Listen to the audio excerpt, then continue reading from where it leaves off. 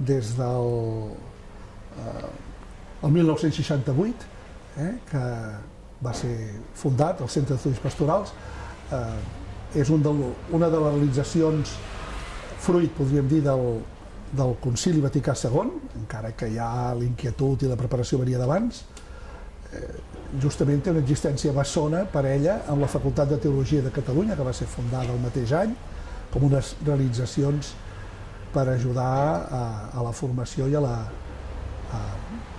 donar-se bons instruments a les diòcesis catalanes. En concret, el Centre d'Estudis Pastorals, quan hem volgut definir o resumir la seva missió, la seva tasca, hem dit que és una triple missió. La reflexió, l'estudi de les qüestions de la vida pastoral, i per tant això inclou atenció a la realitat, sociologia, però també inclou una mirada evangèlica cap a les persones i una anàlisi de la situació de l'Església. Reflexió, també hem dit que significa formació. Una dimensió importantíssima era ajudar els agents de pastoral, després puc referir-m'hi. En un primer moment eren bàsicament preveres, després han estat laics i laiques.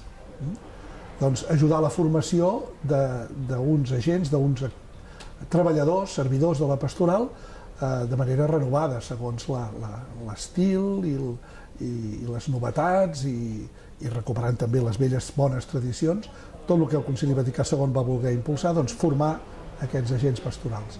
I en tercer lloc, la tercera dimensió, seria la difusió, la divulgació d'aquesta reflexió i d'aquests elements formatius, ja sigui a través de cursos, la varietat de cursos, conferències,